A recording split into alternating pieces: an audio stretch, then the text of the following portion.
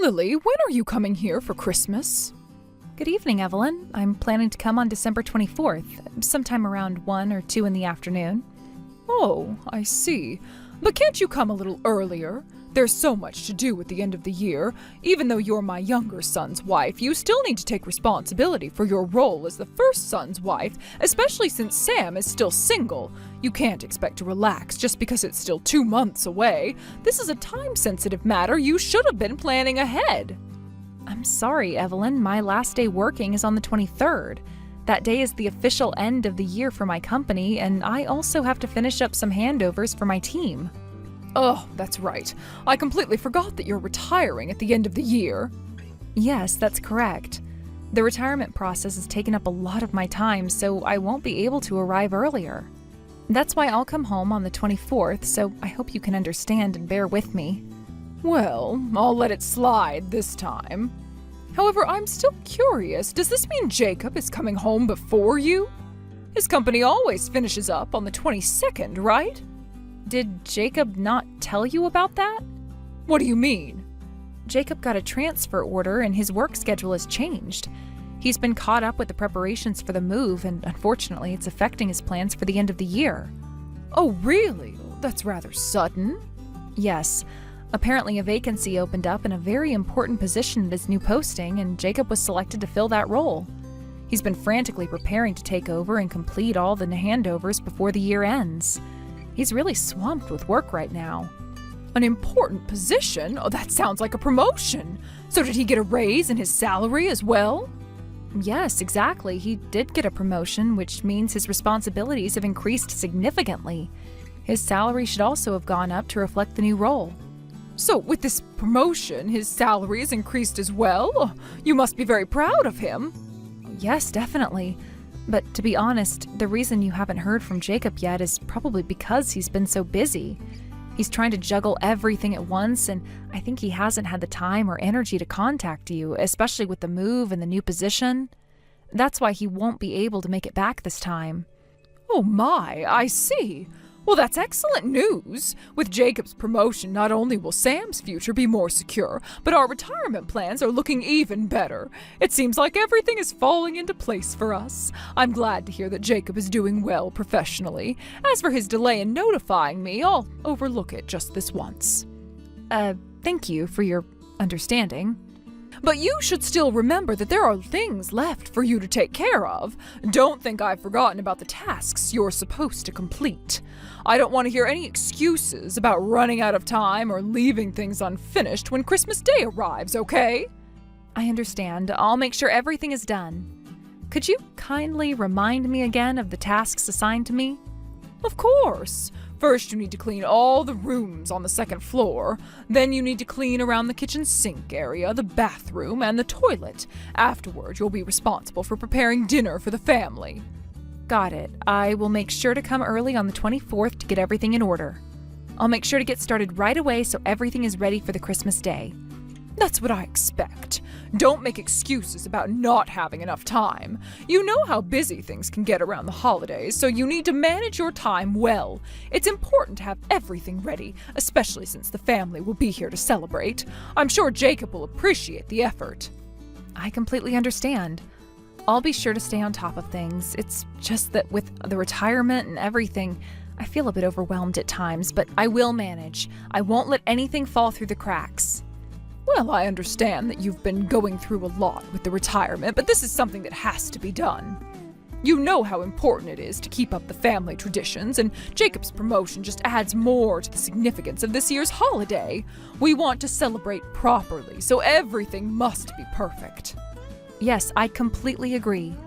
I will do my best to ensure everything is done well so that the family can enjoy the Christmas together.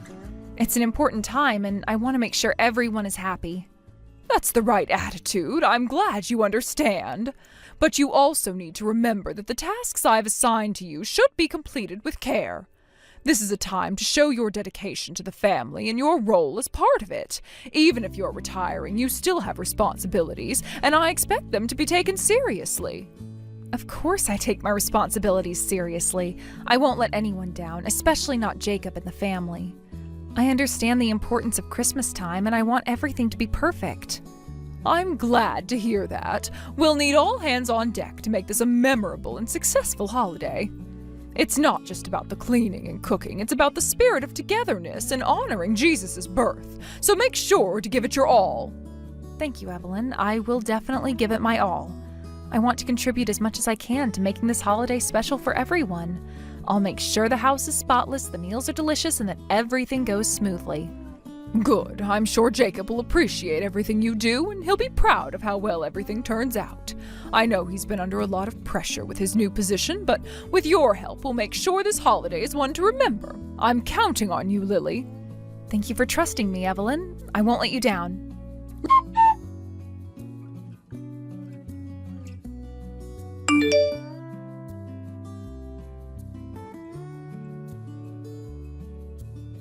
Lily! When I woke up, you were already gone. Where on earth are you wandering around so early in the morning? You were supposed to stay home, Lily. Come back right now. Merry Christmas, Evelyn. What are you talking about? You left everything half finished without completing what I asked you to do. I finished everything you asked me to do. No, you didn't. You didn't make dinner. Did you not check the plastic box I left for you? What are you saying? You've been in the kitchen cooking? The only thing I saw was you preparing yesterday's meal and making the cake. The dinner is already in the refrigerator. What? In the refrigerator? I realized that doing everything on the 24th would be too much, so I decided to make the meal at my house and bring it over instead. I checked the refrigerator just now. Lily, do you think this is enough food? What do you mean? I thought it would be enough. It's enough for 3 people, right? What? What are you talking about? It's Christmas with 5 people. There's me, my husband, Sam, Jacob, and you. That's 5 people. Well, if you and Jacob aren't coming, I guess it's fine. Oh, right. When is Jacob coming back for the holidays? He has to give Sam his Christmas gift again, you know. I think $2,000 should be appropriate. When he comes here, whether in cash or through a transfer, I expect $2,000. You should let Jacob know. Also, my husband and I were planning a resort trip next month, and we could use about $1,000 for that. Jacob won't be able to come home this year. What? Why? As I mentioned earlier, his work transfer and handover duties are keeping him busy at the end of the year. Oh, I see. By the way, you've quit your job, so I assume you're receiving a retirement payout? Yes, I am. In that case, you should give Sam $2,000 this year as well. And of course, the $1,000 for our trip. Actually, maybe you should give us more, considering everything that's been going on. Why is that? Ever since you've been with Jacob, he's become hesitant to spend money. You've disrespected both his parents, especially Sam, who's the older brother. It's only natural for us to expect something from you, especially since you're now part of this family. Let's see, I'll double the amount I mentioned earlier. So now you need to give us a total of $6,000. I'm sorry, but I don't have time for this right now. Lily, listen. I know it's only been 2 months since you got married, so you might not feel it yet, but you are now a part of this family. You need to prioritize the things we ask of you. Anyway, I can't have a proper conversation through messages, so come back here quickly. Oh, and I just remembered, we're out of bread. You should buy some while you're at it. Excuse me, but... What is it? If you're about to make excuses, I don't want to hear it. No, that's not it. Has Jacob not contacted you yet? What are you talking about? Jacob is overseas. Overseas? Is he on a business trip or something? No, it's not that. As I mentioned before, his transfer involves a branch overseas. What? The vice branch manager at the overseas office had to return for family reasons, and Jacob was asked to step in as a replacement. He's been there since mid-December for the handover process. What? I didn't know anything about this. Oh, I see. I assumed Jacob had already told you. I should have been the one to inform you properly. My apologies. What's going on? So Jacob is overseas now for work? You should have told me all the details about this. Come back right now. How many times do I have to tell you this? You clearly don't understand your role as a wife. If Jacob's staying overseas, then it's settled. Lily, you should move in with us now. I'll make sure to properly train you in your duties as a wife. You'll undergo some strict lessons, so get ready for that. Evelyn, excuse me? What is it now? I'm sorry to interrupt your excitement, but I'm not coming back to your place. What?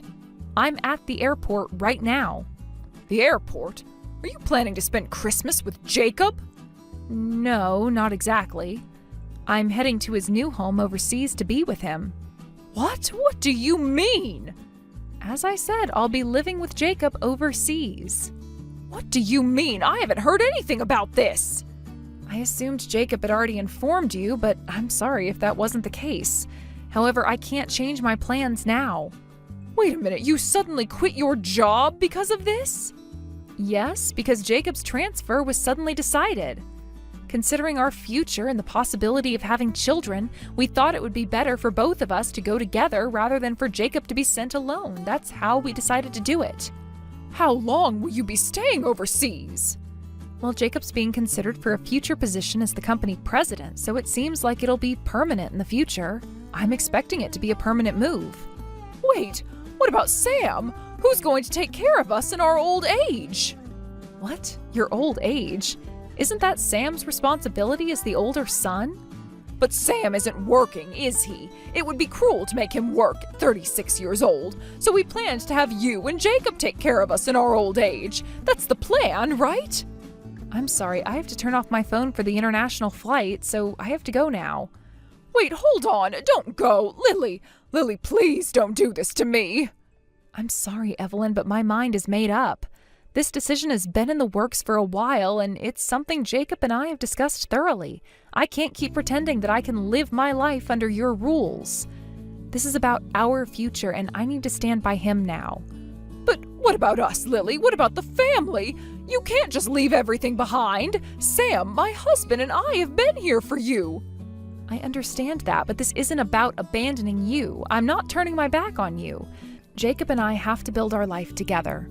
You know how hard it's been for him to be away from home for this long. This is a huge opportunity for us, and I can't pass it up.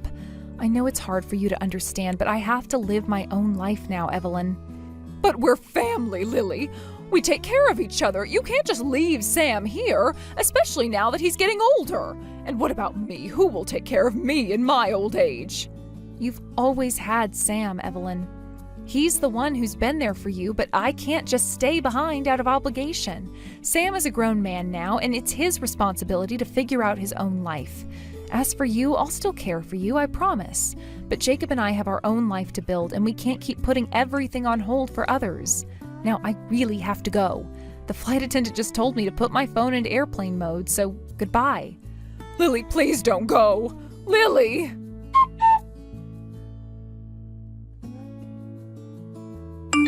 After that, things took a turn with my in-laws. My mother-in-law and the rest of the family, having lost their source of financial support in Jacob, went to his company to demand that his overseas assignment be canceled immediately. They went in person to confront the company, demanding that they pull the plug on Jacob's assignment abroad. Naturally, they were met with cold indifference and turned away at the door. The company was not interested in their requests and made it clear that they would not entertain such demands. It was a humiliating experience for them, but they were not deterred. Even though they were rejected, they continued to make a scene, causing enough of a disruption that the authorities were eventually called. From what I heard, the police had to intervene and they were taken away. It was a clear indication that they had overstepped their bounds in their attempt to control Jacob's life. Jacob, my husband, was the second son in his family. In Japan, it's common for the second son to be treated as the family member who's expected to care for the parents, often taking on a role of financial support, especially in families where the firstborn son is already responsible for the family business or other matters. Jacob, unfortunately, had been raised as what is sometimes referred to as a sacrificial child. This means he was expected to give up his own independence and needs to serve his family's demands. For many years, Jacob had been nothing more than a puppet in his family's hands. He followed their orders without question, dutifully handing over money whenever they asked, convinced that this was simply what was expected of him as their son. He had been living his life under their thumb, trying to keep the peace and fulfill the role they had imposed on him. But despite the fact that he was constantly providing for them, it never seemed to be enough. There were always more demands, always more expectations. I knew it was hard for him to break away from their influence. He had grown up believing that his happiness wasn't as important as meeting his family's expectations. But I knew there was more to him than the role they had assigned him. I kept telling him over and over again that it didn't have to be this way. He didn't have to live a life dictated by others. He had the right to be free, to make his own choices, and to live for himself. I repeatedly reassured him that he didn't need to live as a slave to their wishes and that he deserved to lead his own life on his own terms. But breaking free from that mental and emotional conditioning wasn't easy. It took time, but little by little, Jacob began to understand that he had the right to say no, to stand up for himself, and to create a life that was truly his own. Then the opportunity for an overseas assignment came up. It was something Jacob had always dreamed of, but had never been able to pursue because his family's demands had always come first. However, with the push of encouragement from me and his growing realization that he deserved more, Jacob saw this as a chance to cut the final ties with his family. It was the perfect opportunity to leave behind the stifling grip of his parents and create a life where he and I could live without the constant pressure of their expectations. The timing couldn't have been better. The overseas assignment was the catalyst that allowed Jacob to break away from the toxic cycle that had defined his relationship with his family. Just as the new year began, Jacob made the decision to sever ties with his in-laws once and for all. We moved forward with our lives, leaving behind the emotional and financial burdens they had placed on him. Since then, we've been living a much more peaceful and stress-free life abroad. We've settled into a routine, and Jacob is starting to adjust to his new life, one that is far removed from the constant pressure he faced at home. We found a balance that works for us, and every day feels like a new chapter. We're able to focus on each other and our future together without the constant interference of family obligations and demands. The weight that had been on Jacob's shoulders for so many years has finally started to lift. He's no longer the person he once was, a puppet bound to his family's whims. Instead, he's free. Free to be himself, free to make his own decisions, and free to live the life he and I have always dreamed of. Living abroad has allowed us both to grow, both individually and as a couple. We've been able to step out of the shadow of his family and build our own life without constantly looking over our shoulders. There are still moments when we reflect on the past, but we don't let it define us. We've learned from our experiences, and we've built a future where we can be happy and stress-free, enjoying the peace that comes with true independence. We're finally able to enjoy each day without fear of the next phone call or visit from his family. It feels like a fresh start, and we're embracing it all. We've found a new rhythm, one where we can live for ourselves, make our own decisions, and continue to grow as individuals and as a couple. Our life abroad has become everything we hoped for, peaceful, fulfilling, and full of possibilities. The year-end party is over. I'm so drunk I can't walk, so I'm staying at a colleague's place tonight. I'll head back in the morning tomorrow. Can you make sure to clean the house up so that it's spotless before I'm home tomorrow? All right, understood. Just try not to cause too much trouble, okay? We've received enough complaints now, and I can't take any more regarding you. I know. By the way, I was talking to my boss today about something. It's about my parents. Your mom and dad? What did he say? Well, it's not like he said anything bad, but a few years ago the company went bankrupt and Dad became bedridden, right? And Mom's been taking care of him. He said, "It must be tough for your mom." Yeah, that's true. Your mom is already over 70, so it's basically elderly care for elderly people. Even though a home care nurse comes, I bet it's still really tough on her. Right, you think so too, don't you? She's pushing herself hard, poor Mom. At this rate, Mom might even collapse too. I'm really worried thinking about it. Yeah, I can see why you'd be worried. So, I was thinking about something. Since it's tough on Mom, do you think you could take over the caregiving for a while? Huh? What do you mean, take over? I mean, go to my parents' house. I want you to take care of Dad instead of Mom. Mom can't keep doing this forever. And if you go, Mom could have a bit of a break and we'd all feel better about it, right? No, wait a second. You're just saying that so casually, but that's impossible. It takes 5 hours by plane to get to your parents' house. That's not a distance you can travel frequently. And even if we decide you'll go a few times a month, getting involved halfway might just end up being more of a hassle. You don't even have to commute from here, just move over there. Huh? If you don't want to get involved halfway, then it'd be better to move and take over the caregiving full time, right? I'm fine with living alone for work. Living alone? Are you saying I should go live at your parents' house while you stay here? Wow, I have work here, and I think it would be best if you go. Yeah, that sounds like the best option. If you stay at my parents' house, then we won't have to rush over if something happens. But I have work too. It's just part-time, right? Why don't you quit? Quit? Just because it's part-time doesn't mean I can quit easily. It's tough with the staff shortage. But it's not like you can't quit. You could totally do it. Don't worry, it'll be fine. Don't say it like it's nothing. What about the housework once I go to your parents'? Dan, you've never made a proper meal before. And what about the kids? Do you think you can take care of both of them on your own? Oh, right. You can just bring them with you, can't you?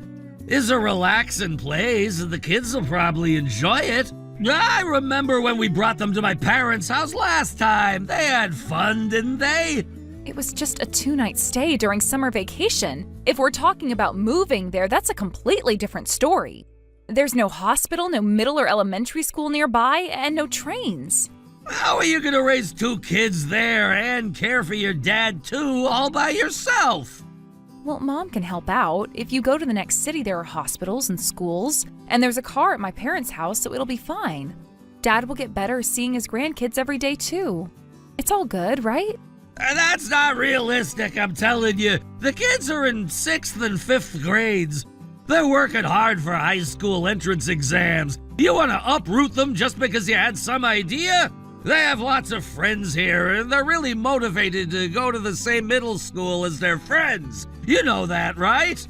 But I've been thinking for a while now. Is there really any point in making elementary school kids take entrance exams? You're pushing them too hard with the exams. I think they're stressed. Maybe they'll feel better if we move to the countryside and get rid of some of that stress. Stress relief? Yeah, but they'd be more stressed out if they can't go to the school they want and everything changes suddenly. The whole point of the entrance exams is what the kids want. They want to play soccer without having to take high school exams. And that's something you should let them do without interfering. But it's impossible for me to live alone with the kids. I can't do any of the housework, and I don't know anything about school stuff. So don't you think it's only fair if you go with them? That's why I'm saying I won't go. If your parents come here, that'd be another story. Moving your bedridden father around sounds tough. That's not realistic either, is it? Do you think your mom and dad can fly 5 hours? No way, right? It'd be much easier if you went. It's not about what's easy or not. Taking the kids and going all the way to the countryside just to take care of your dad? That's just crazy. It'll be fine. Mom knows all about the paperwork and stuff. If we just go, we'll figure it out somehow. In the end, you're just leaving everything to your mom and me. You say you want to ease your mom's burden, but you're just adding to it. You want to stay here, enjoy yourself, and pile all the work on me and your mom and the kids. That's unbelievable. Why are you complaining so much? What is it? Do you not want to take care of my parents? You're just talking about how difficult it is, but is that all? That's not it. I've thought about living with your parents if it ever gets too hard for them, but I've never considered just me and the kids moving there. It would be a burden on them, and I've said it's impossible for us to go now. Besides, I don't understand how you're just completely avoiding responsibility for your parents. I'm not avoiding responsibility. I'm just working hard here, and I expect you to take care of the caregiving. It's just a matter of dividing the roles. That's your decision to make the roles based on your own convenience. What about my convenience? What do you think our lives are? Once you get married, you're supposed to compromise with your partner. If things don't go exactly as planned, you can't get angry. Besides, childcare and caregiving are the wife's job, right? I am speechless. Forget it. Seems like it's pointless to talk to you. Please make sure you send the child support. Oh, so you finally understand. Don't worry, I'll send the money. We should act quickly. Let's move next weekend. Pack up your stuff and the kids' stuff. Let's start preparing. Good night. You really only think about what's convenient for you, you idiot.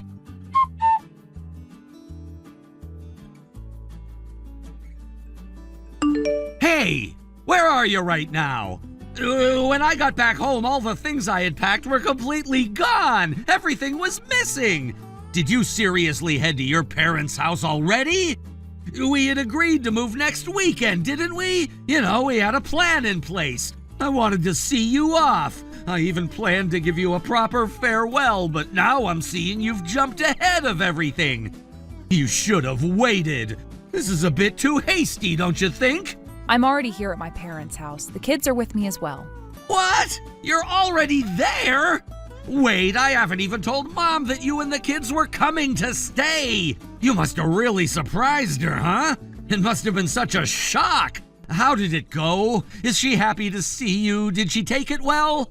I honestly don't understand what you're talking about. We haven't gone to your parents' house. We are at my parents' house right now. The kids and I have settled in here. Huh? Why are you at your parents' house?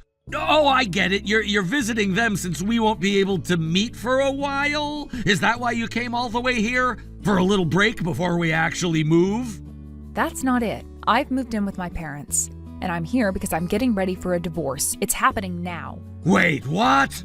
Divorce? What do you mean divorce? Are you serious? Are you out of your mind? Why are you suddenly saying something like that? After everything, this is where we're ending up? I can't do this anymore. I am done. I've had enough of trying to make this work. You keep trying to sacrifice my happiness and my children's future for the sake of just your parents.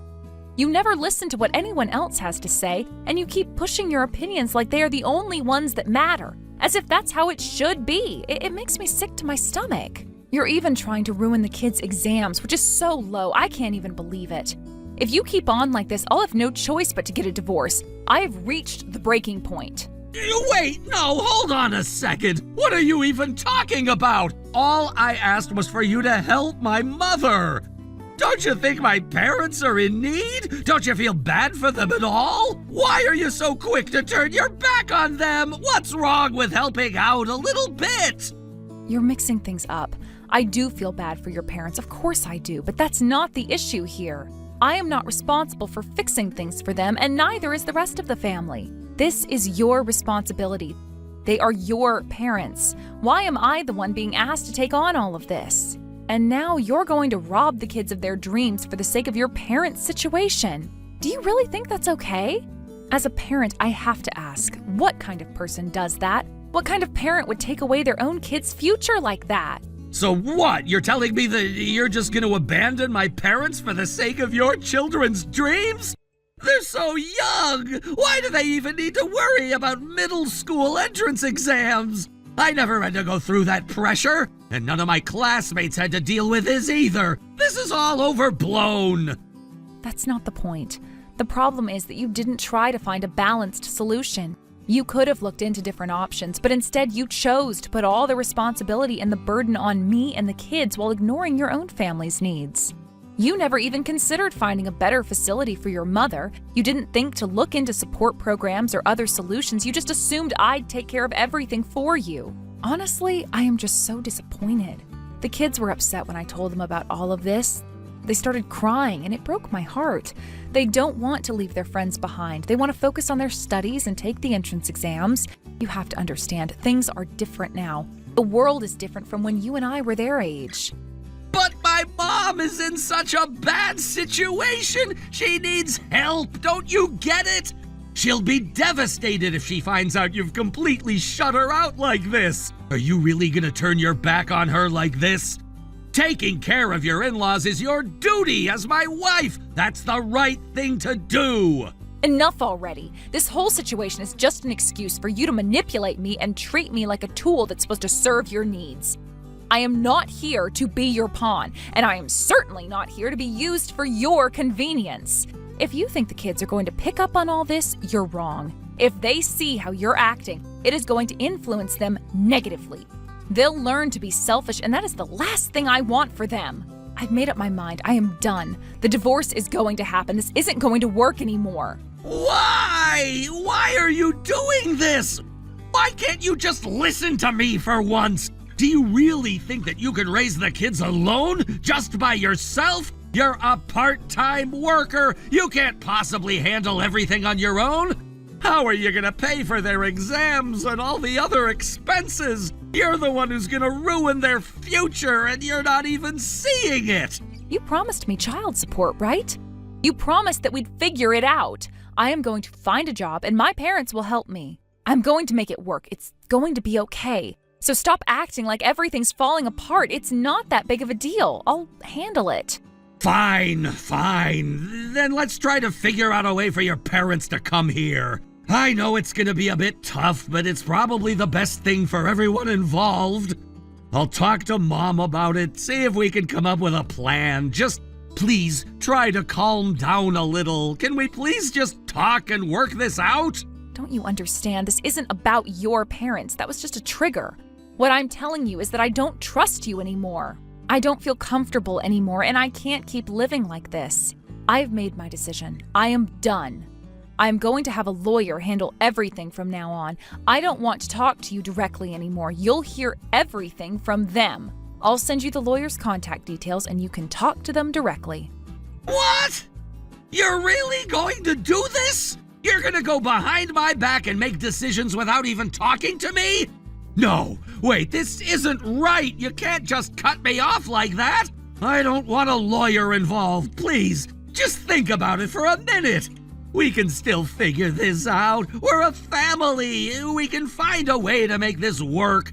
Just come back. Let's sit down and talk one last time. I told you no, I'm not coming back. The kids are fine here with my parents. They can concentrate on their studies without the distraction. We're not going back to your house, not now and not ever. This isn't going to work, and I'm done wasting time. I'm saying goodbye. Wait, hold on. Please, just don't go through with the divorce. Please, give me one more chance. Let's talk without lawyers. We can sort this out ourselves. I'll do anything, Kara! Please!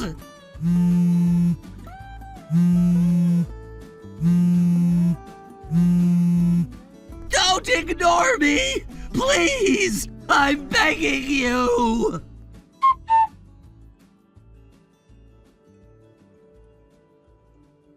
After that, Dan came to my family home, desperately trying to take me and the children back, but he was met with a furious confrontation from my parents. They shouted at him so loudly that he had no choice but to leave in a dejected manner, his head hung low. It was as though he had been completely defeated. At first I could see the stubbornness in his eyes. He wasn't ready to accept the reality of the situation, and his determination to control everything was evident. But my parents' harsh words and their no-nonsense attitude seemed to break him down. It wasn't just the argument at my parents' house that caused things to spiral out of control. During one of our later discussions, which was supposed to be calm and mediated with our lawyer, Dan completely lost his composure. His temper, which had always been unpredictable, flared up in an instant. He began yelling at the lawyer, something I never expected, and before anyone could intervene, he physically lunged toward them. The scene was chaos, people shouting, trying to pull him off, and the lawyer was clearly shaken. It didn't take long before the police arrived at the scene. Dan was arrested for his outburst and aggressive behavior, and they took him away, handcuffed. It was a surreal moment for me, one that I never imagined would unfold in this way. Looking back at it now, I can't even recognize the man I once married. He wasn't the person I fell in love with, nor was he the person I thought I knew. This man who once held such promise, the man who seemed to be thoughtful and kind-hearted, had completely unraveled. His true nature came out at the worst possible time, and the emotional and physiological toll it took on me was immense. I didn't want to believe it at first, but his actions left me with no choice but to accept that our relationship was beyond repair. After everything had calmed down, I realized that the best thing for me and the children was to go our separate ways. And so after a long and painful period of legal proceedings and strained discussions, we ended up divorcing. It was final, and I never saw him again. There was no reconciliation, no meeting in person to discuss things one last time. We just went our separate ways, no closure, just a bitter finality. For me, it felt like a weight had been lifted off my shoulders, but for him, I'm sure it was a completely different story.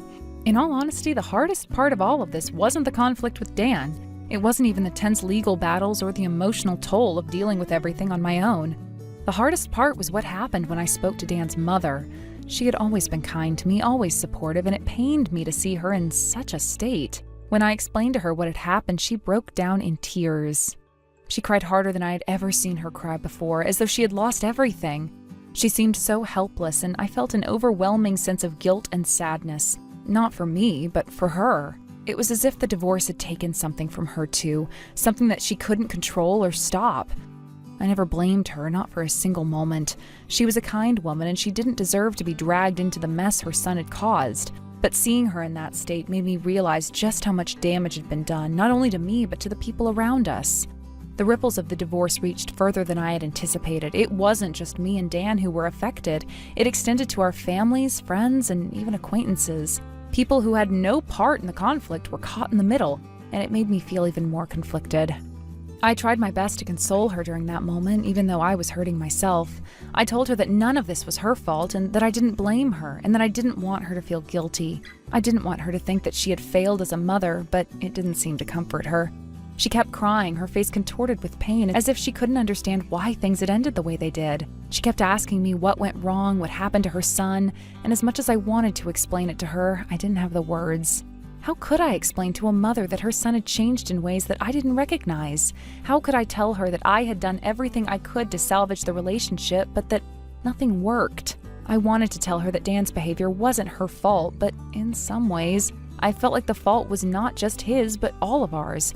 We had all contributed to the breakdown of our relationship in one way or another.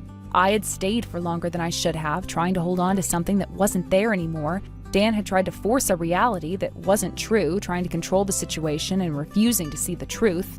And she, Dan's mother, had been in the middle, torn between supporting her son and trying to make sense of what was happening. I knew that she loved him and that she wanted the best for him, but sometimes love isn't enough. As I continued to speak with her, I tried to reassure her that she would get through this, that she still had people who cared about her and that she could move on from the pain too. But I could tell that the situation was weighing heavily on her. The idea that her son had turned out this way, that his actions had pushed us to this point, was too much for her to bear. I could see the sadness in her eyes, the heartbreak of a mother who felt like she had lost her child. Despite all of this, I knew that I had to move on for the sake of my own peace and the well-being of my children. I couldn't let myself get caught up in the pain of others, no matter how much I wanted to help or fix things. The relationship with Dan's family wasn't my responsibility. I had to focus on what was best for me and the children. And as much as I cared for his mother, I had to accept that the situation was out of my control. Over time, things began to settle. I continued to keep in touch with Dan's family, especially his mother, though the relationship was never quite the same. I would call her from time to time, especially when I felt like she needed someone to talk to. We would have video calls occasionally just to catch up and make sure everything was okay. I didn't want to cut ties with her completely because I knew that she was a kind woman who had been caught in a difficult situation. We both understood that things would never go back to how they were, but we could still maintain some form of communication. As for Dan, I never saw him again. I heard through mutual acquaintances that he had been struggling to deal with everything that had happened, but I couldn't find it in myself to feel sorry for him. The man I once knew was gone, and all that was left was someone who had caused so much damage that it was impossible to repair. He would have to deal with the consequences of his actions on his own, and I was no longer part of that equation. In the end, life went on. I found my own path, and though the scars of the past would always be there, I knew that I had done what I needed to do. And as for Dan's family, I still cared for them. But I had learned that sometimes you have to let go of things, no matter how painful. Thank you for watching and listening. We hope you enjoyed the video. Don't forget to like this video and subscribe. Also, feel free to leave a comment about what you thought of the story. We look forward to seeing you at the next story. I've just arrived at the hotel. It's surprisingly spacious and feels really nice. Staying here for 2 nights and 3 days feels like such a luxurious treat. You must be tired after all that traveling. Is the room really that good? Yeah, it's honestly amazing. There's even a small kitchen in the room. It's so well equipped that I think I could even cook something simple here if I wanted to. Honestly, this doesn't feel like a work trip. It feels more like a mini vacation. That sounds incredible. Now I'm wishing I had come along with you on this business trip. I'll bring you here next time when we plan an actual vacation together. For now, I'll just do my best over the next 2 nights and 3 days. But to be honest, I'm already missing your cooking. 3 days without eating your food feels like forever. You're exaggerating, but it's sweet of you to say that. When you come back, I'll make your favorite dish for you to celebrate your return. Even though it's only 3 days, make sure you're taking good care of yourself, okay? Don't skip meals and make sure to eat something balanced and healthy. Don't worry, I've got it covered. You take care of yourself too, all right? Make sure you don't catch a cold and be careful about everything, especially accidents. Yes, I'll be careful. Don't overthink things and just focus on your work there. All right, then, I'm heading out to grab something to eat. All right, take care and enjoy your meal.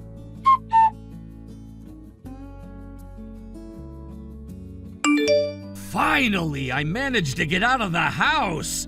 After being under her constant nagging, it feels so good to breathe freely again. I'll leave the hotel room key unlocked for you, so just come right in when you arrive. Honestly, my clueless wife hasn't noticed a single thing yet. It's absolutely hilarious. She keeps sending me these "take care of yourself and make sure you eat" messages, like she's my mom or something. Seriously, who does that? She's such a boring old hag. I can't even see her as a woman anymore, not since years ago. I wish we could hurry up and stop having to sneak around like this. I want us to be able to enjoy ourselves openly without worrying about her at all. But for now, just get here quickly. I've been waiting all day for this. Let's have an amazing time tonight. Wait, what? Oh crap! No, wait! I sent that by mistake! Please, don't think about it. Just forget I ever sent it, okay? Forget it? Are you serious? How could I possibly forget this? What is this? What are you talking about? Am I the stupid wife you mentioned? Who was this message actually for? Tell me the truth, David. No, it's nothing like that. It was just a joke. Yeah, just a stupid joke between friends. I sent it to you by mistake, and I didn't mean a single word of it. A joke? A joke about calling me stupid, about calling me an old hag? And you say you don't see me as a woman anymore? Don't insult my intelligence. Tell me, who were you trying to send this to? It's not what you think. It's just someone I know from school, an old friend, that's all. We were just messing around. I swear it's nothing serious. An old friend? And you invited this old friend to your hotel room? You told this person you couldn't wait to have fun with them? David, just admit it. You're cheating on me, aren't you? What? No way! Of course not! I'd never cheat on you. How could you even think that? How could I not think that, David? This message wasn't meant for me, and it's obvious who it's meant for. You're talking about sneaking around behind my back, calling me names, and planning a secret rendezvous. This isn't a joke. No, you're misunderstanding everything. I love you, okay? You're the best wife anyone could ask for. Why would I throw away everything we have for someone else? Do you really think I'm going to fall for that? If you're innocent, you wouldn't mind if I checked your phone, right? Let me see your messages, David. I can't do that. All right, fine. You win. I'll tell you the truth. Yes, I've been seeing someone else. I knew it. But let's not sugarcoat this. You're not seeing someone. You're cheating. Don't try to make it sound better than it is. I know. I'm really sorry. I didn't mean for things to get this far. Who is she? How long has this been going on? We met at a work party a few months ago. It was just a casual thing at first. She's someone my coworker introduced me to. We've only been involved for about 2 months. Before that, I swear it was completely innocent. A work party? Do you mean a mixer? You went to a mixer without telling me? And now you're trying to convince me it was all innocent at first. Don't make excuses, David. I know I messed up, but it's not what you think. I swear she doesn't mean anything to me. You're the one I truly love. Stop it. You've been bad-mouthing me to her and laughing about it together, haven't you? And now you want to tell me I'm the one you love? Do you think I'm stupid? No, I don't think that at all. I admit I made a mistake and I regret it. But can't we just move past this? Everyone complains about their spouse sometimes. Complaining about your spouse is one thing, David. Using those complaints to flirt with your mistress is completely different. You keep saying you're sorry, but your actions show otherwise.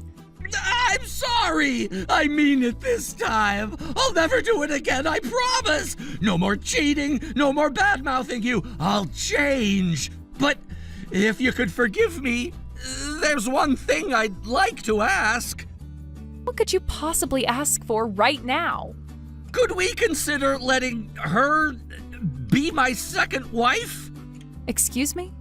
Like a side wife, you know? I'd still prioritize you, of course. You'd always be my number one. I just want to split my love between you and her. She's great at housework, too. I think she could even help you out around the house. Think about it. If we ever had kids, wouldn't it be great to have extra support? Have you completely lost your mind? A side wife? What century do you think this is? And you seriously think you're capable of handling 2 wives? Of course I can handle it. Don't insult me like that. You've just wounded my pride as a man. You know what? I've had enough. I want a divorce.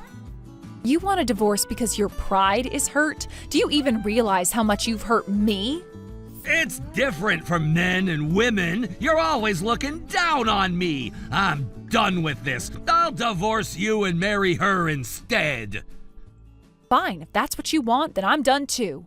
Let's get this over with quickly. You'll pay what you owe and I'll move on with my life. Fine. I'll pay you whatever you want. I don't care about the money. It's just pocket change to me. You said it. No takebacks later. Don't think I'll go easy on you. Whatever, do what you want. You know what? I'm done trying to explain myself to you. You're just impossible to talk to. Oh, I'm impossible? Coming from the man who just admitted to cheating on me and then had the nerve to ask if he could keep both me and his mistress? Do you even hear yourself, David? I was trying to be honest. Most guys wouldn't even admit they were wrong. I came clean because I respect you enough to tell you the truth. Respect me? You've disrespected me in every possible way. Cheating, lying, bad-mouthing me, and then trying to justify it all like you've done nothing wrong. That's not respect, David. That's just arrogance. Arrogance? I've been the one holding this family together for years. Do you even realize how much pressure I'm under? You don't see what it's like at work, having to be the breadwinner while you're at home complaining about everything I do. Complaining? Is that what you call asking for basic decency and partnership? I work hard too, David, even if it's not in an office. Or have you forgotten that this house doesn't run itself? Oh, please, don't give me that. You have it easy compared to me. Easy, is that what you think? Managing everything at home while dealing with your disrespect is easy? Do you even know what it feels like to be constantly belittled by the person who is supposed to love and support you? And do you know what it's like to feel unappreciated no matter how much I provide? You think it's fun coming home to someone who always has something to criticize? Maybe if you'd show me a little more affection, I wouldn't have looked elsewhere. Unbelievable. So now it's my fault you cheated. You're blaming me for your inability to stay faithful? I'm just saying that relationships are a two-way street. You weren't exactly the perfect wife, you know. Oh, I'm far from perfect, but at least I didn't betray you. I didn't go behind your back, disrespect our vows, or drag your name through the mud. I had my faults, but I was loyal. Can you say the same? Look, I already said I was sorry. What more do you want from me? Blood? What I wanted was a husband who respected me enough not to cheat, but clearly that was too much to ask. Fine, you've made your point. I screwed up. But we can't undo the past. We can only move forward. Move forward with you after everything you've done?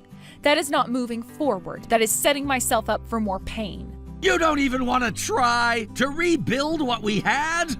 What we had? David, what we had is gone. You destroyed it the moment you decided I wasn't enough for you. I'm not going to listen to what you have to say anymore, David. I'll get in touch with you again later, with a lawyer.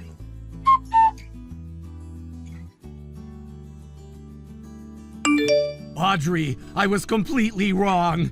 Everything is my fault. I'm so sorry. And I'm reflecting deeply on what I've done. Please forgive me. Oh, look who's suddenly full of regrets. What happened to your confidence? It hasn't even been a week since our divorce was finalized. I tried to propose to her, you know, the woman I was seeing. I thought now that I'm divorced, we could get married, but she told me I wasn't the kind of man she could imagine having a good marriage with. She said dating was fine, but marriage? Absolutely not. Then she dumped me on the spot. What the hell is wrong with her? Honestly, what did you expect? No self-respecting woman would marry a man she knows is a cheater. She probably realized if you cheated on me, your wife, you'd eventually cheat on her too. That's not even the worst part. My affair got exposed at work. They found out about everything. Me bringing her to my hotel room during business trips, charging our meals to the company, using the company car to take her to hotels, even borrowing company funds to buy her gifts. Somehow all of it came out. Now they're talking about firing me. On top of that, they might sue me for damages. My whole career is in shambles. Wow, you really outdid yourself. Did you even try to cover your tracks? Company cars have tracking systems and expense reports get audited. You must have left a mountain of evidence. It's worse than you think. You know how small my industry is. News travels fast, and now everyone knows about my affair. My reputation is ruined. I can't get a job at any of the competitor companies. If I switch industries, I'll have to start over completely. My salary will plummet, and I won't be able to support myself. What am I supposed to do? Oh dear, poor you. By the way, I'm the one who told your company. What? You did this? Why the hell would you do that? I needed evidence of your affair for the divorce proceeding, so I contacted your former company. Turns out I didn't even need most of the evidence they provided. We got divorced so quickly it wasn't necessary. You've ruined my life! Do you even understand what you've done? If I lose my job, I can't pay the alimony in installments. Is that what you want? Oh, I'm perfectly fine with that. I already got plenty from the asset division, and I'm not relying on your alimony to survive. Unlike you, I have a stable income and don't need to mooch off anyone. Audrey, please, let's start over. If I can tell my company we've reconciled, maybe they'll reconsider firing me.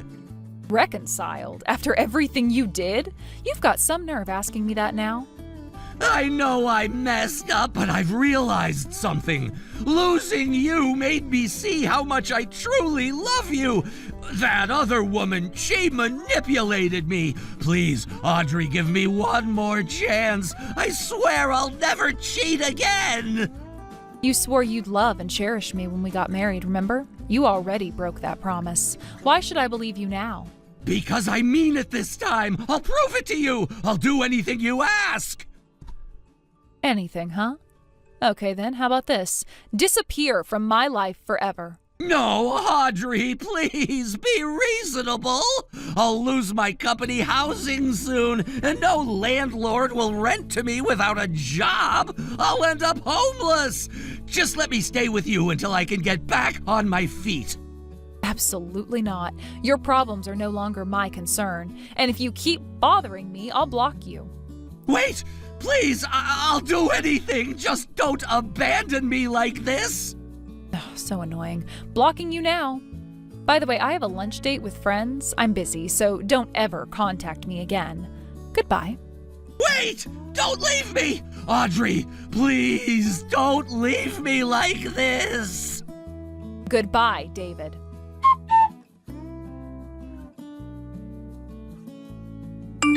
After that, David tried various ways to make contact with me. He would lie in wait trying to ambush me whenever he thought I'd be somewhere. He sent me letters, packages, and even small personal items. It seemed like he was desperate to get my attention, though it was clear he was doing so with a mix of obsession and frustration. At first, I was a bit unsure about what to do. I didn't want to overreact, but at the same time, there was something unsettling about how persistent he was. It felt like he was crossing boundaries in ways I couldn't ignore. So after considering it for a while, I made the decision to contact the police. I didn't want to escalate things unnecessarily, but the situation had gotten to a point where I felt I had no other option. I needed to feel safe again. The police took my complaint seriously, and they were able to track down David. They gave him a stern warning, explaining that his actions were not only intrusive, but could also lead to legal consequences if he continued down that path. It seemed that the warning had the desired effect, as David, who had been so bold before, became noticeably more subdued after that. He stopped showing up at places I frequented and seemed to back off in terms of direct contact.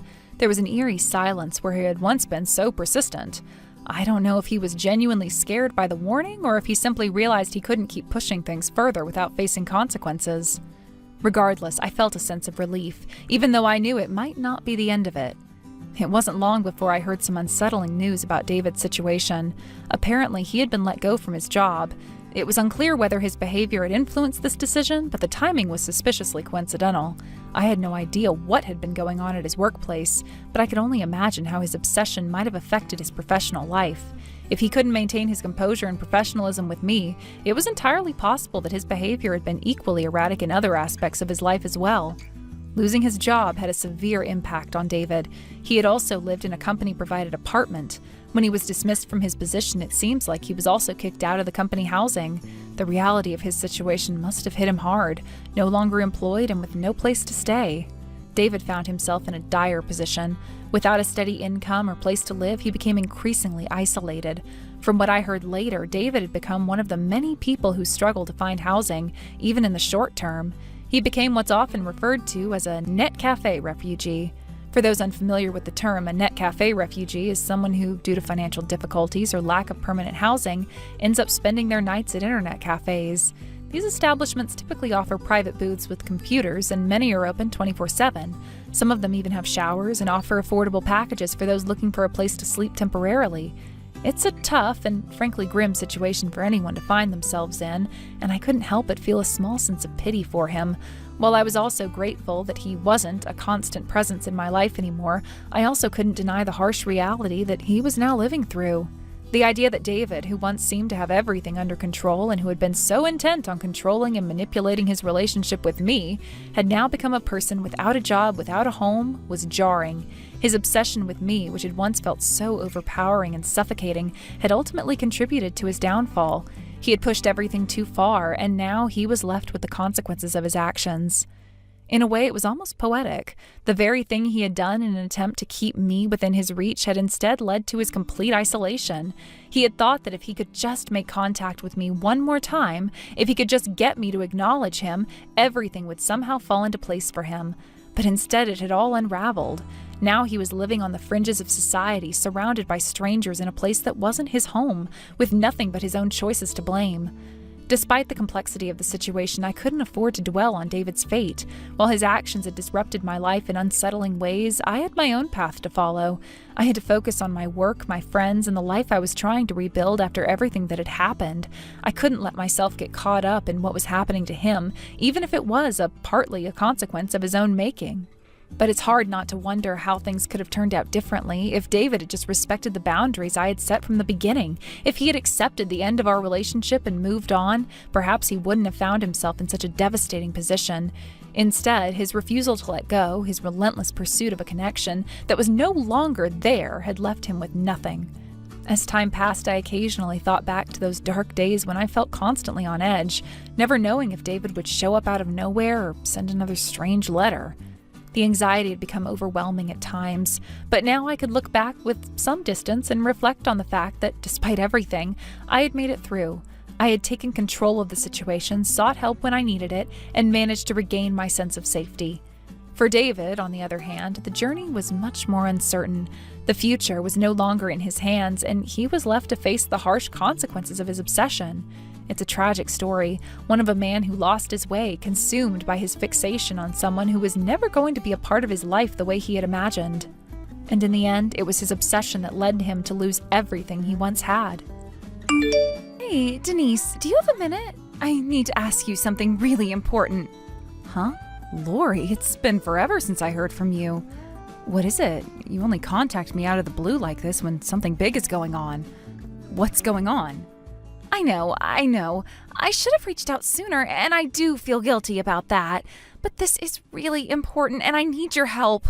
Please, just listen to what I have to say. All right, I'm listening. But let's be clear, Lori, whatever you need, I'm not sure I can help with. I've had enough of these things coming up out of nowhere. But go ahead. What's so important that you needed to get in touch now? Well, to get straight to the point, Jack and I are getting a divorce. Wait, what? Divorce? But you guys seemed fine. I mean, from the outside, everything seemed all right. How did this come about? I know. It seems like everything was fine, but really, it wasn't. The thing is, both Jack and I agreed on it. We're both in agreement that it's the right thing for us.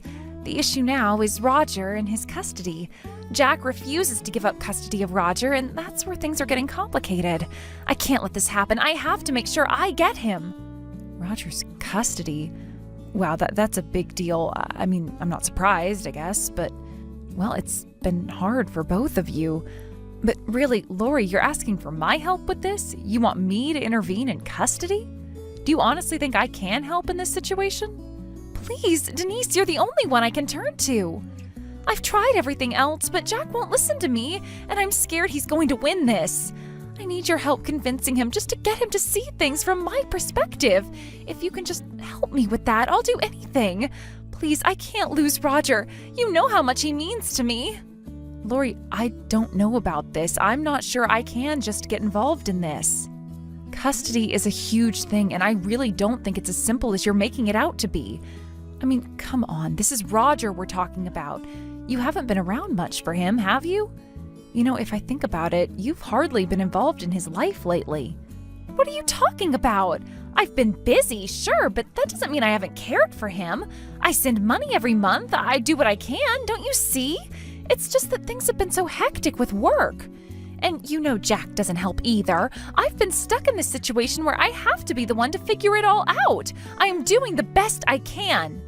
You're doing your best? Lori, honestly, if you were doing your best, would you really leave him with us all the time? You barely even visit him. And you're right, Jack doesn't always help, but that doesn't mean it's right to let someone else step in like this. You've left Roger with us since daycare. Do you know how that looks? You have to understand how that affects him. I didn't think about it like that. But it's just, things have been so difficult lately. I've been running around trying to get things done. It's been overwhelming. Jack is hardly around. I can't even catch a break. So yes, I've left Roger with you guys, but I've always made sure he's taken care of. Lori, let me be honest. You send money, yes, but that's not enough. You don't see your son, and you barely make any effort to change that. I understand that work is tough, but Roger isn't just some accessory you can leave behind. And let's be real here, you've had months, even years to put things in order.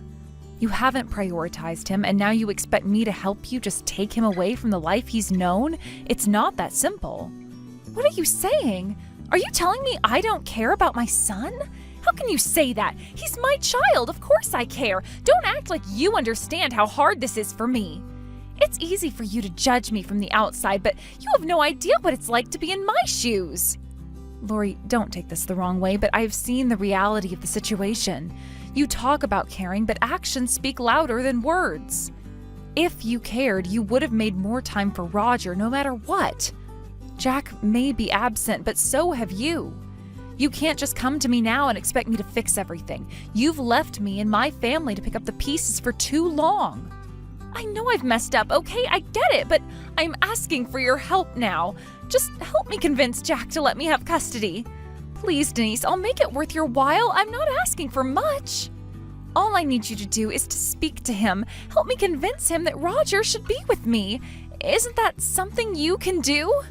You think I can just talk to Jack and convince him to change his mind just like that?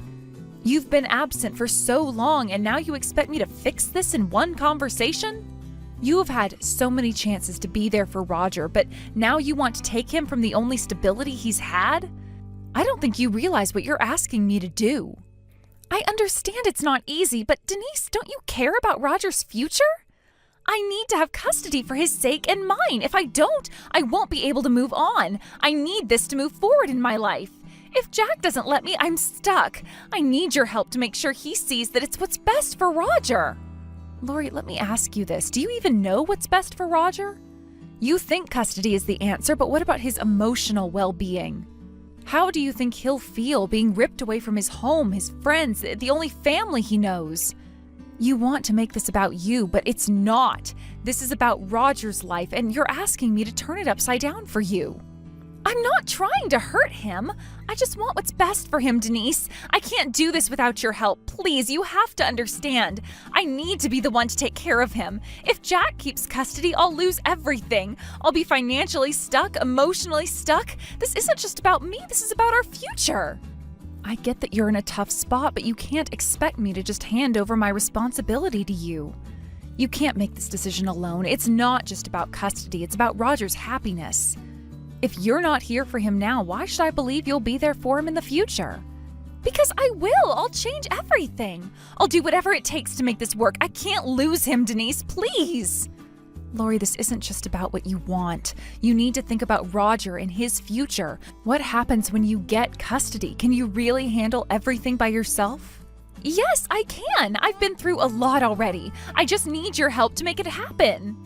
I'm sorry, but I don't think I can help you with this. I need to think about what's best for Roger, not just what's easiest for you. If you really care about him, you'll figure out another way. So you're just going to stand by and watch me lose everything? You can't do this to me, Denise. You don't understand. If I don't get custody, my life is over. I won't be able to move on. I won't be able to live.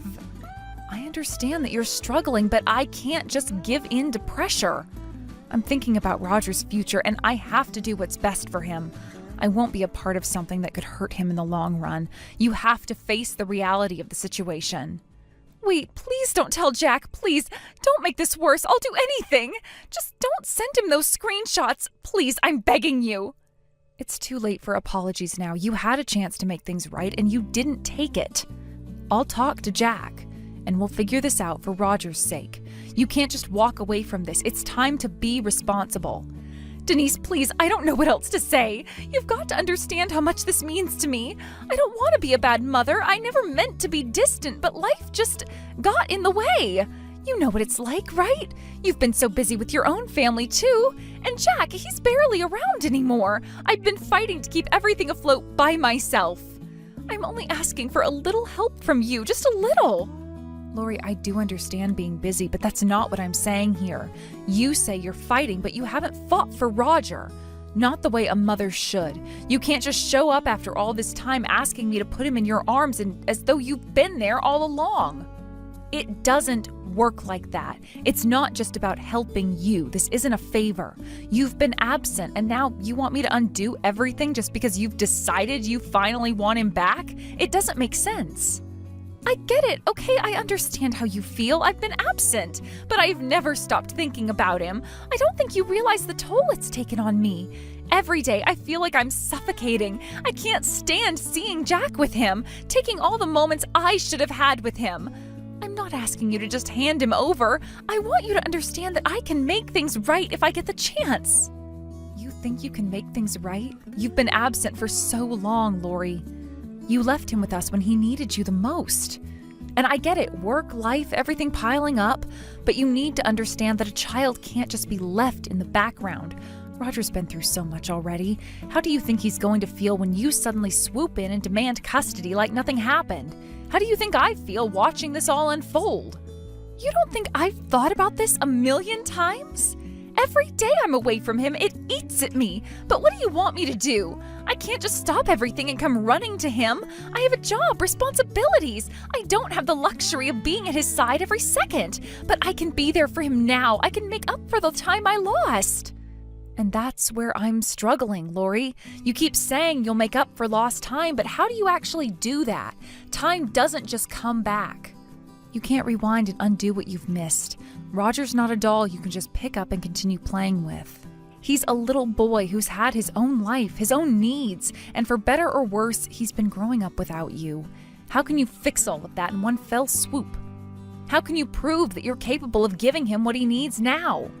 I can prove it. I can show him that I'm here. I'll take time off work. I'll hire help if I have to. I can't do it alone, but I'll make sure he's okay. He deserves to have a mother who's there for him every step of the way. I know Jack's been doing his part, but I'm his mother, Denise. Why can't you see that? I'm the one who gave birth to him. He is my son. I should be the one raising him. It's not that simple, Lori. Yes, you gave birth to him, but being a mother is about more than just biological ties.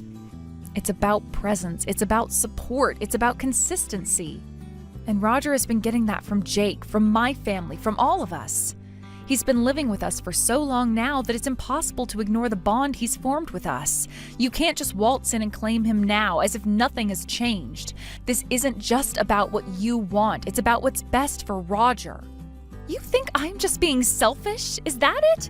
You think I don't care about what's best for him? I am doing this for him, for his future. I need this, Denise. Without Roger, I don't have a future. I'll be a failure in his eyes. I'll lose everything I've worked for. I can't go back to a life where I am nothing more than a visitor in his world. And if Jack gets custody, that's exactly what I'll be. Well, that's too bad, Lori, but there's no use crying to me about all of that anymore. I have to get going now since it's time for the kids to go to bed. If you have anything else to say, wait for Jack's lawyer to get in touch with you. And if you try contacting me any more about this, I will block your phone number. Denise, no!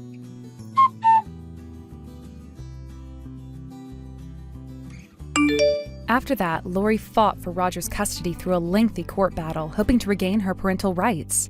However, despite her efforts, she suffered a crushing defeat in court. The judge ruled against her, and in the end, she was ordered to pay damages. On top of that, her access to Roger was severely restricted. It was decided that she could only see him 2 or 3 times a month, a far cry from the regular visits she had hoped for. Despite this setback, Lori refused to give up. She continued to try to assert her presence in Roger's life. She showed up at my house numerous times, insisting on seeing him, sometimes even trying to take him away without permission. Each time I had to step in and defend our boundaries. There were moments when I had to protect Roger from her attempts to forcibly take him, and I called the police several times to ensure the situation didn't escalate further. It was a difficult and exhausting period for all of us. At times, I found myself questioning how far Lori would go to get what she wanted, and the constant tension in the air was draining. I knew that Roger needed stability, and I couldn't allow his life to be disrupted by someone who had shown such a disregard for his well-being. My husband and I did our best to maintain a calm and safe environment, but it was not easy when Lori's actions constantly threatened that peace. After several incidents, Lori eventually seemed to realize that her aggressive approach was getting her nowhere. The repeated confrontations with the police, the legal consequences of her actions, and the mounting pressure seemed to have a sobering effect on her. Slowly but surely, she stopped showing up. We didn't hear from her nearly as much, and eventually, she seemed to disappear entirely. It was a relief, though I couldn't help but wonder if it was just a temporary pause or if she had truly given up. In the meantime, Roger was adjusting to the new reality. The situation had been incredibly stressful for him as well. He was torn between his biological mother, who he still loved and wanted to be close to, and the life he had with us, which had become his new normal. My husband and I, along with Jack and my in-laws, discussed what was best for Roger moving forward. We all agreed that it was important for him to have a stable and loving environment, one where he felt secure and valued. After a lot of thoughtful discussion, it was decided that Roger would continue to live with us, just as he had been. We promised to take care of him with love and dedication, ensuring that he had everything he needed to grow up in a safe and supportive home. This decision was not made lightly, but we all believed it was the right thing for him. It was clear that Lori's behavior had caused enough disruption and confusion, and it was essential for Roger to feel that he had a solid foundation. The support of my husband, Jack, and my in-laws was crucial during this time. They stood by us as we navigated the complexities of this situation. Jack, in particular, had been an incredible source of strength. He was understanding and patient with Roger, providing the emotional support that he needed without pushing him too hard. He had always been a good father figure to Roger, and now, more than ever, it was clear that Roger needed that kind of stability. I also made sure to maintain a sense of consistency in Roger's life. I continued to encourage him to build friendships, to engage in activities that made him happy, and to feel empowered by the love and care he received from our family. It wasn't always easy, as there were moments where Roger would express confusion or frustration about his situation. But we did our best to assure him that he was loved and supported no matter what. In the months that followed, we watched as Roger slowly adapted to the changes in his life. He started to find comfort in the routine we had established for him.